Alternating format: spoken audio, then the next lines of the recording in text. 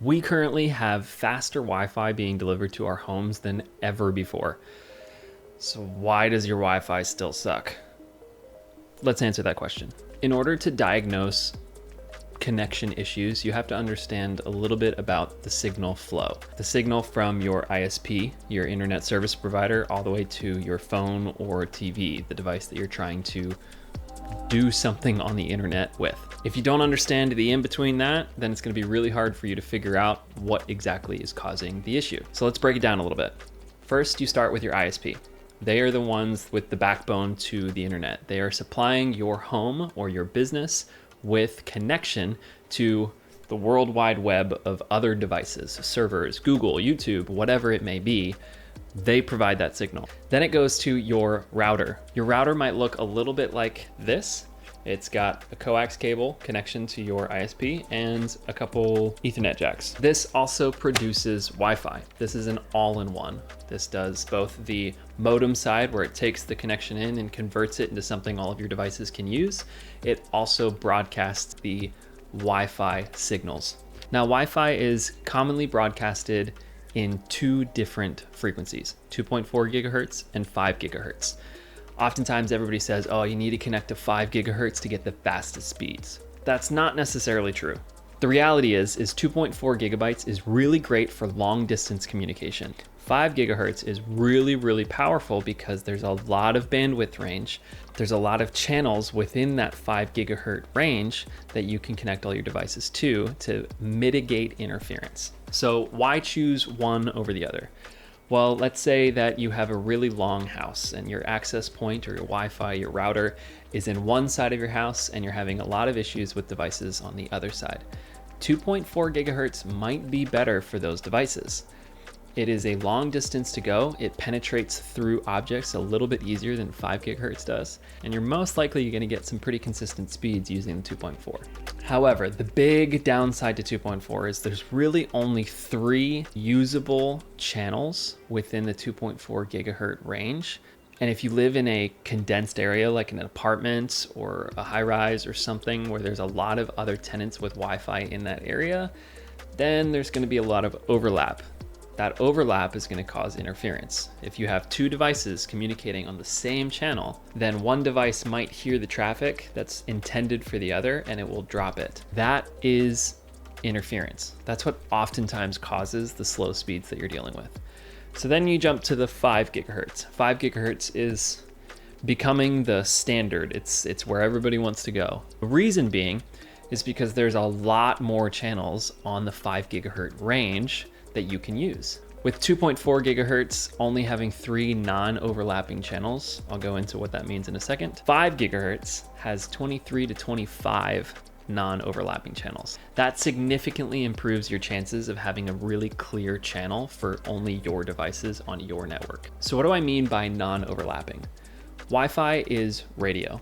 It's all it is. It's all radio signals. It's just in a certain range. 2.4 gigahertz has 11 channels designated for Wi-Fi. It's just frequencies within the 2.4 gigahertz range that you are able to use and connect all your devices to. Your router sets what channel it's connected to, and all of your devices agree, we're going to use that channel to connect to your router and then therefore connect to your ISP or internet. The bandwidth, or the starting and end point of that channel, overlaps with other channels. So in 2.4 gigs, there's only 3 non-overlapping channels. That means that on channel 1, on channel 6, and on channel 11 of the 2.4 range, the start and finish never overlap each other. In short, if you're in a really condensed area with a lot of Wi-Fi signals being broadcast around your apartment or your condo, you might want to do 5 gigahertz. And oftentimes your devices are smart enough to recognize what other devices are sending out and pick a channel that is least used, giving you a better chance of having non-interfered Wi-Fi signal. So you live in a condensed area, you're limited to 5 gigahertz as being the best chance for fast speeds, but you're still having slow speeds. That could be the distance between you and your Wi-Fi access point. For instance, in my apartment, my Wi-Fi access point's in this room, but the bedroom is on the other side of the condo and it's divided between cement walls. So our bedroom does not get very good Wi-Fi. Some simple fixes for that would just be to move the router or the Wi-Fi AP access point into maybe the living room where it's more central to both rooms. That is a free, easy thing to do. However, oftentimes your connection to your router is in a specific room in your house, and it's difficult to move that to another room. So what you can do is you can get an access point that does something called mesh. These guys, unifi access point, have that ability. So if I connect this into my office, into this room, where it is connected straight into my router, it's getting great signal, broadcasting good signal over here, I can have another one of these in another room that's connected to this and then broadcast its own signal even further. That just extends the range that you're able to broadcast your Wi-Fi signal. It is a really low cost and easy way to extend your Wi-Fi to another room that's getting poor connection. So in short, 2.4 gigahertz goes really far. 5 gigahertz is a lot shorter, condensed, but it has way more channels available to it. So there is a bit of give and take. If you have an Android, then there's a bunch of Wi-Fi apps that you can download that will actually tell you the exact channels that other Wi-Fi access points are broadcasting in your area, and then you can tell your access point to use one that is least used if it's not already. This might be a really simple topic for some of you, but it's something that early on I know that I struggled with. So that's pretty much it. Sometimes getting the signal to your Wi-Fi access point is the bottleneck.